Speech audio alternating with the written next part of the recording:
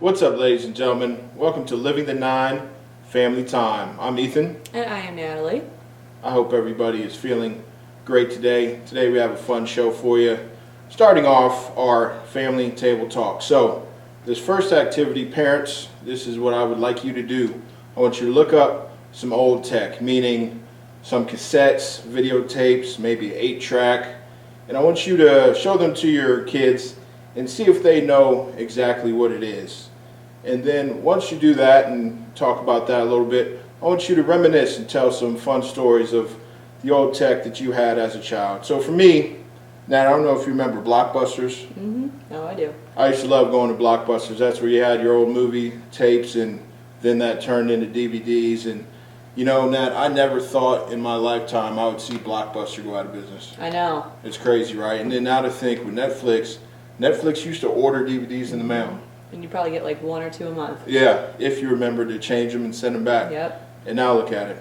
So also, with that being said, transition into what it might look like in the future 20 years from now. What will tech look like? Will we even have DVDs or CDs or anything like that?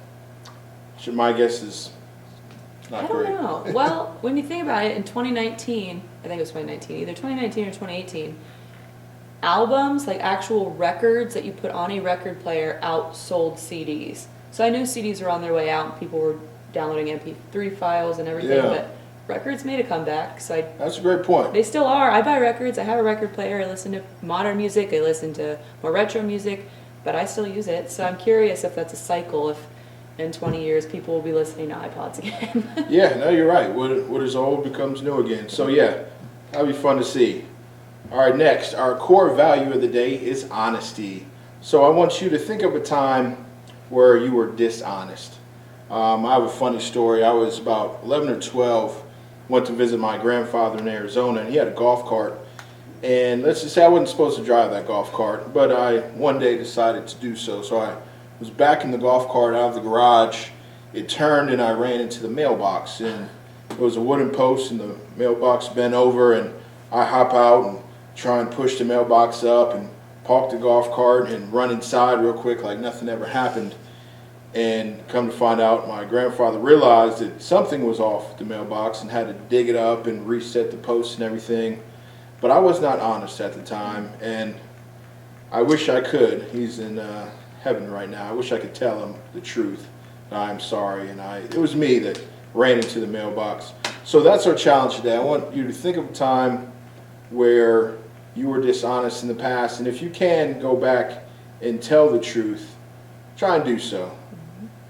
Yeah, it's always important. It doesn't matter how long it's been. If something happens, you do something wrong, and you need to be honest about it up front to tell someone, that's important. But it could be many years down the road. Sometimes it may be eating at you. You feel like you have a guilty conscience. Even if you don't. Even if you're like, you might not think it was that bad. Always tell the truth. It doesn't matter how long it's been. I remember when I was in middle school, my friend and I were sitting kind of at a shelving unit against the wall. We had our feet up on the shelves, and the shelves broke. Everything fell off. We hurried up and tried to put the books back, everything. Our teacher came over and thanked us for helping putting the books back and gave us what we called golden tickets. You could turn them in for different things.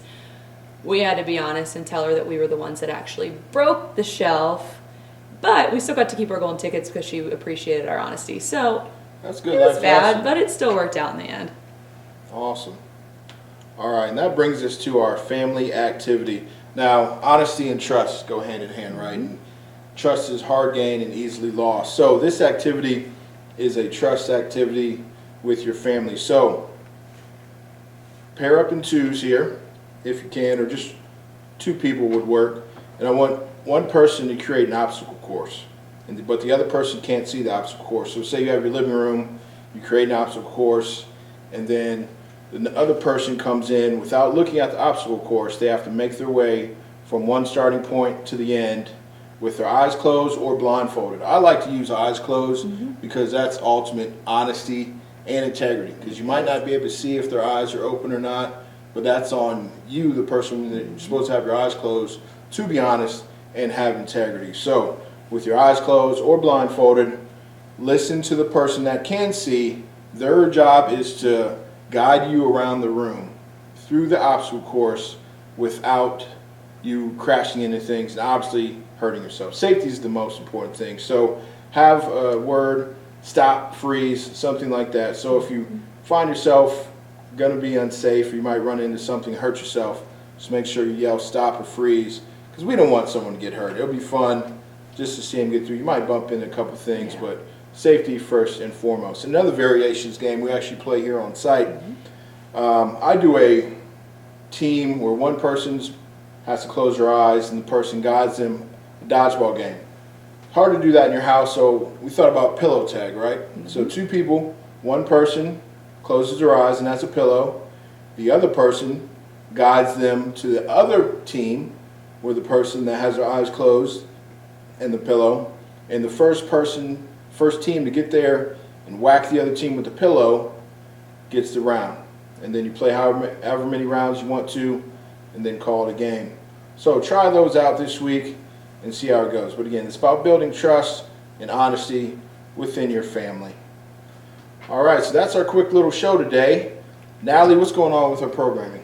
We are about halfway through, a little more than halfway through with all of our programming. It's still available to everybody, so if you're just tuning in now, if you've only tuned into this show and haven't checked out the others, feel free to try them out, to test them out, to send them to your friends. It's a good way to kind of see what we're all about. We know we can't be together right now in person, but we're still bringing the program to you completely for free. Check out our website for more information, our social media pages, our YouTube, everything will be listed there. And stay tuned because we are still planning for spring. Awesome. Thank you, Nat. Thank you, ladies and gentlemen, for watching. Have a great rest of your day. See you later.